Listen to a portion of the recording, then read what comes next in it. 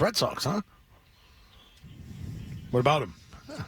Blew another one late. They're not very good in these one-run games. They don't know how to win the close ones. You said, how about those Red Sox? Like something was good. That's what you say. How about those Reds? You know, I'm like, what the hell are you talking about? It's a joke. Oh, okay. It's the way. Sarcasm. Let's talk about the astounding losses that this team has had this year, and there have been several. Yep. There have been several really bad ones. Last night was another one. Milliken, how are you feeling about your manager right now based on his explanation of not going to the bullpen up 2 runs on the road in extras? It just doesn't make much sense to me. You look at what Liam Hendricks has been doing. He's thrown 8 straight scoreless innings. It feels like he's kind of pitched himself into a high leverage opportunity. I think what he said about, Liam Hendricks, he was the last guy available. We need to save him. In a one-run game, I get that, especially with the ghost runner rule and how that all plays out. But up 2, that's where you go for the dagger. That's where you try to put the game away. That felt like the spot to do it instead of pushing Greg Weiser. Hold on. That's one of your better teams you're playing against, right? The Detroit Tigers, right? I don't care if you're playing against the worst team in the league. I get what you're saying. It would heighten your senses more. All right. Okay. You're more fearful of a good team. Well, I get it. Yeah, hey, we got a chance to beat a good team. Up two runs on the road. Extras. Here was Alex Cora after the game explaining why Greg Weiser was left in the game after not looking very good. Greg gave up the tying run, I think it was in the 10th. Was there any thought of Hendricks in the 11th? He was the only guy available, so you need to stretch him out. Stretch him. Keep in mind they're facing Tarek Skubal today, arguably the best pitcher in the entire sport. So not only do you have a chance to get swept, getting that one game, it felt like if you were ever going to push all your chips in, it was in that moment. That's one of the worst answers I feel he's ever given. And it honestly looked like he knew that he totally blew it. Mm-hmm. He totally blew that game. That game is squarely on the manager of the Boston Red Sox. Alex Cora, if you want to put a WAR rating on your manager, that's a -1 for him last night, okay? That's one game they lost that was clearly on him. He blew it. That is a clown non-move that he made by not going to the bullpen on the road up to, and the answer makes no sense. None of it makes any sense. He makes no sense. One of the worst answers I've ever heard him give. What? Were you there? Do you have a pulse? Were you there? Were you watching the game that your team was playing in front of your eyes? What the hell? That's a sign of a bad manager to me. Never mind overrated. I often call him overrated. That's just not doing your job, man. That's falling asleep at the wheel. It's been a really disappointing season, obviously, for the Red Sox for a number of different reasons. But I do think Alex Cora might be at the top of that list based on the way things have. We spent the last few years talking about how and feeling bad for him because, hey, you haven't given him a roster that he can win with. Yeah. And now, yes, there are flaws in this roster, no question about it. But the way he has performed both on and off the field, like you said before, I mean, beyond troubling if you're a Red Sox fan. He's the consistently worst piece of the team. Yeah. He's been bad all year. No matter the situation. He's not done a good job in any facet of his responsibilities. His extension should have been based on his ability to handle individuals and egos and piece this thing together because he's a player's manager. And he's won and he's lost, and he's been through it. He's been through a cheating scandal. So this should be good go time for him. Like, you've learned all your lessons. It just feels like he's vacant now with, like, this Devers stuff that's going on. And the Casa stuff. Like, there's a different feeling about this team since the first 2 weeks of the year. How long do you let the malaise go before you really do something with this team?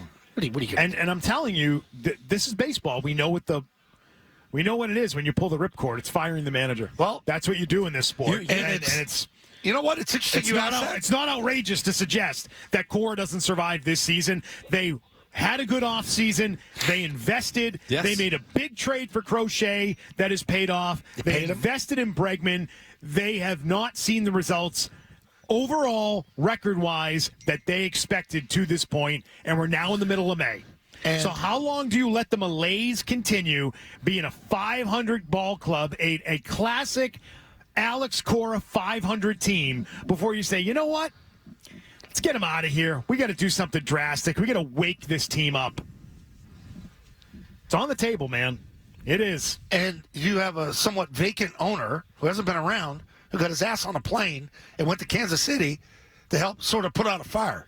That which can't tells be good you, for him. Which tells you, hey, I care, and the manager can't handle it. I got to get on a flight with the team president and Sam Kennedy and get our asses out there. He didn't want to do that. On top of that, your big offseason moves. If you said Crochet and Bregman were going to have the starts to the season that they have had so far, would you say, oh, yeah, they're going to be 22 and 22? Not a chance. No, those moves have both been great home moves. runs, yeah. Yeah. And Devers, say what you want about the situation being painful in the way that, there's these things to work through with him because he's being a big baby about things. He's hitting. He's mashing. After that bad start in the first week, he's done nothing but be great since. Yeah. So they haven't lost anything with Devers. So Devers has hit. Crochet has pitched great.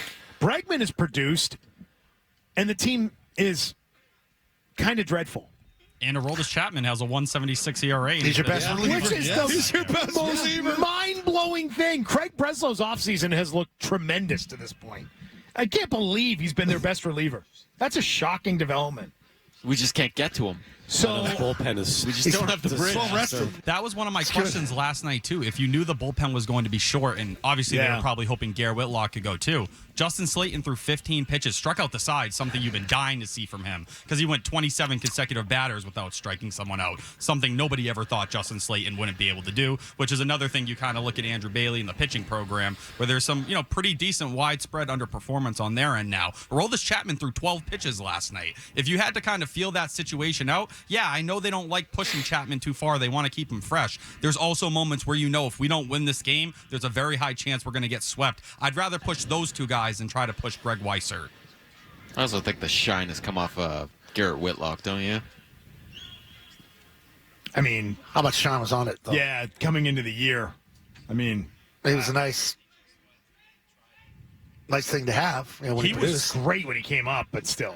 He looked great the first 3 weeks of the season. The last 5 outings have just been horrendous, or 4 out of the last 5. It's a 10.80 ERA, a 6.25 FIP. But the truth is, if they don't have Garrett Whitlock, they don't think they can survive. Right. This bullpen can't survive without him. Look at your boy Tanner Houck. I mean, how many 11-run games is he going to give up? It's 2 already this year. I mean, Garrett Whitlock's he's not the weapon he needs to be if he can't go multiple innings because he's so horrible because he's getting batted around. My issue is we've seen him do that and succeed consistently in the past. The fact, even the first couple weeks of the season, the fact that they can't get him back on track and working right, I think it says more about Bailey than it does about Whitlock. These adjustments should not take this long to get guys right. Let's talk to Harry in the car. What's up, Harry? Hey, how you guys? Don't worry about Alex Cora. He's going to get this team in the playoffs. All they have to do is be 10, 12 games above 500. You go, Alex Cora. No. Don't. The baseball season ain't like football. It ain't 16 games. It's a long season. 60 games in the beginning, 60 games in the end, and then there's 42 games in the middle. Where if you're 12 games over 500, you're in the playoffs. And who? I know if they're in the playoffs, they're going to be good because Cora, he's a good manager. Come on. Right, Zoe, Yeah, okay. That for sure. Well, there's 0 games above 500 right now. Yep. So they've only got 10 to 12 games to go. I wouldn't tread water too long to where you fall too far behind. Those plucky 2018 Red Sox, by the way, too. That team wasn't loaded or anything. No. Yeah. How many games they win? 108, thank you. Rosemary in Grafton. Hi, Rosemary. Oh, my God. Hi, guys. Hi, Hope bud. you don't mind if I'm calling. Oh, we love you. I just want to say something quickly because I believe I have it right. Last year when we played the Detroit Tigers, Alex Cora's brother is the manager for them. And the Red Sox lost and lost and lost. And you could see that Alex Cora was planning to get his brother into the World Series. And he's doing it now. We don't have a chance with him for anything. He wants his brother and his family to be number one and forget about the Red Sox. Okay. All right. That's a conspiracy theory I had not heard. Felder couldn't even come up with that. That's interesting. He's blowing games to help his brother. Does he have a brother on the Blue Jays, too? Milliken's back. Good job, Milliken. Good job, Milliken. Attaboy. Milliken is back today, baby. Wow.